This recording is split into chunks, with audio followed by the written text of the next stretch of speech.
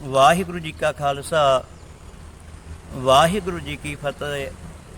ਮੈਂ ਸਾਰੀਆਂ ਸੰਗਤਾਂ ਨੂੰ ਸੰਦੇਸ਼ ਦੇਣਾ ਚਾਹੁੰਦਾ ਹਾਂ ਕਿ ਜੋ ਨਜ਼ਦੀਕ ਉਹ ਤੇ ਸੇਵਾ ਕਰ ਹੀ ਰਿਹਾ ਸੰਗਤਾਂ ਦੀਆਂ, ਜਿਨ੍ਹਾਂ ਦੇ ਮਹਾਰਾਜ ਨੇ ਕਿਰਪਾ ਕੀਤੀ ਸਤਿਗੁਰੂ ਸਾਹਿਬ ਨੇ। ਅਤੇ ਇੱਧਰੋਂ ਪੂਨਾ ਤੋਂ ਸੰਗਤਾਂ ਸਾਈਕਲਾਂ 'ਤੇ ਵੀ ਨਿਕਲੀਆਂ ਮਦਦ ਕਰਨ ਵਾਸਤੇ। ਅਤੇ ਇਹਨਾਂ ਦਾ ਨਾਮ ਅਸਲਮ ਅਸਾਫ ਬਾਗਵਾਨ ਵਾਲੇ ਕੱਲ੍ਹ ਦੇ ਸਾਡੇ ਗੁਰਦੁਆਰਾ ਸਾਹਿਬ ਪਹੁੰਚੇ ਹੈ ਅਤੇ ਇਹ ਵੀ ਸੇਵਾ ਕਰ ਰਹੇ ਹੈ।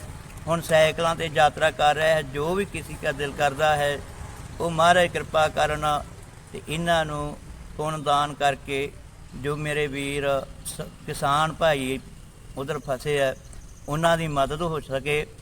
दोस्तों, आपको पता है पंजाब में क्या चल रहा है?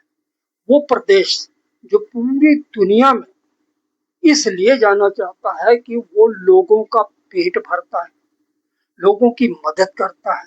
कैसी भी प्राकृतिक आपदा आ जाए, कहीं भी कोई मुसीबत हो, वो फौरन वहां लंगर जारी कर देते हैं।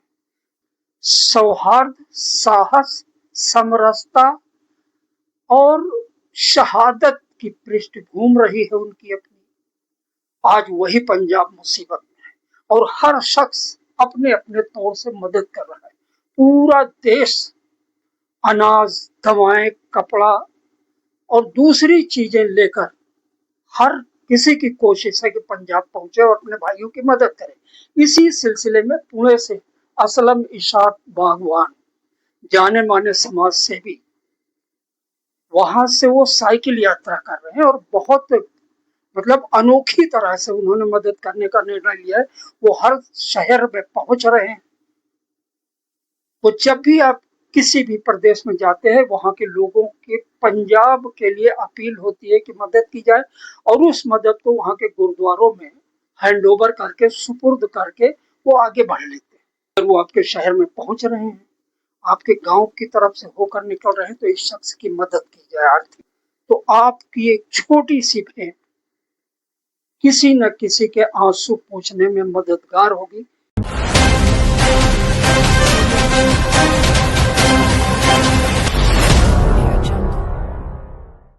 मैं अकेला ही चला था जानिबे मंजिल, मगर लोग यूं आते गए और कारवां बनता गया। गुरुद्वारे में ग्रंथी के साथ बैठकर वहां से अपील होती है और फिर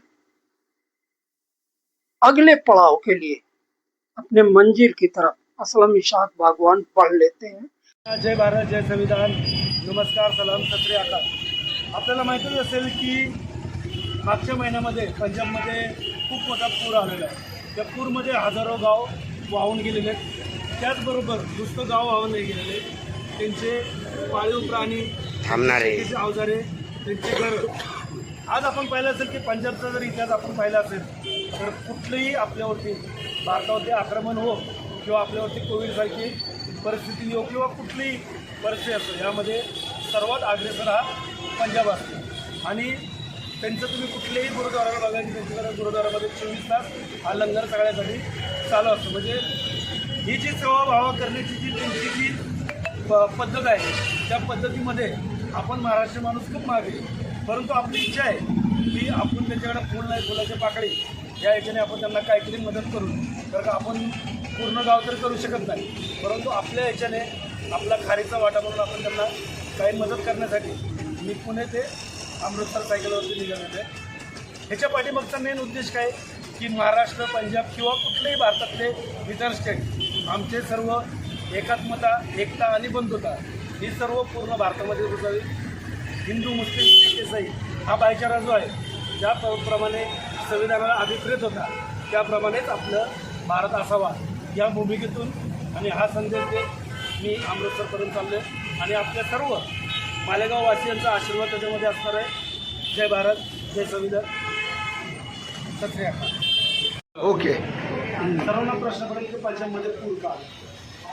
हा खूप मोठा गहन आणि अभ्यासाचा विषय आहे की दिवसेंदिवस जे पर्यावरणामध्ये जे बदल होते, आपण पाहत असाल की आपल्या इथं मे महिन्यापासून पाऊस सुरू झाला, जे ॲक्च्युली जूनमध्ये यायला पाहिजे होता आणि आजपर्यंत माझ्या आयुष्यामध्ये मी 15 वेळात पाऊस पडलेला इतका पाहिलेलं नाही जेवढा आहे 15 वेळात पाऊस पडला। म्हणजे जे पर्यावरण जे आहे पर्यावरणाचं पण आपल्याला निगा राखली पाहिजे. झाडं लावणं हे पर्यावरण नाही. जेवढं आपण कार्बन जे उत्सर्जन आहे ते आपण कमी करू, आपले नदी नाले स्वच्छ करू. तर याच्यामध्ये पर्यावरणाचा जो वापरण्याच्या वस्तू प्लॅस्टिकचा वापर असो किंवा ज्या वस्तूमुळे पर्यावरणाला त्रास होतो अशा गोष्टी टाळणं हे आपल्या हातात आहे. ज्या गोष्टी आपल्या हातात आहेत आपण त्या गोष्टी करू शकतो. आम्ही त्यासाठी मेसेज करतो की तुम्ही पेट्रोलच्या डिझेलच्या गाड्या वापरण्यापेक्षा तुम्ही ई गाड्या वापरा, ज्याने पर्यावरणामध्ये पोल्युशन कमी होतं. कारण का सर्वात जास्त पोल्युशन जे डिझेल आणि पेट्रोलच्या गाड्यामध्ये आत्ता सध्या गडकरी साहेबांच्या इथेनॉलमुळे तर खूपच जास्त प्रमाणात प्रदूषण वाढतं. तर ह्या सर्व ज्या गोष्टी जर आपल्याला अवेअरनेस जी आहे म्हणजे आपल्याला महाराष्ट्र जर वाचायचं असेल तर आपल्याला पर्यावरण वाचणं खूप गरजेचं आहे. आणि पर्यावरणावरती वेगवेगळे सेमिनार पुण्यामध्ये पण असतात, आपल्या इथं पण असतं. आपण सगळे सर त्याच्यावर पर्यावरणावरती काम करतात. झाडं जे लावतात तर झाडं लावल्यानंतर झाडं जागवा.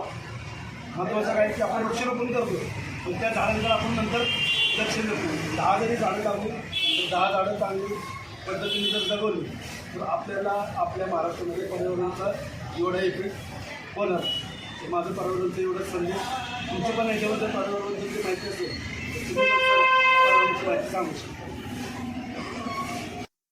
अकेला एक मुसाफिर कारवां बन जाता है जिस दिन, उसी दिन मुश्किलों के हौसले भी टूट जाते हैं। जय हिंद, जय भारत, आदाब।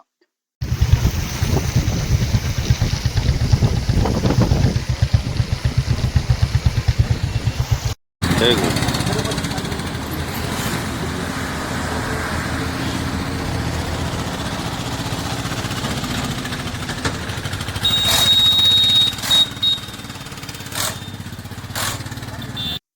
अकेला एक मुसाफिर कारवां बन जाता है जिस दिन, उसी दिन मुश्किलों के हौसले भी टूट जाते हैं।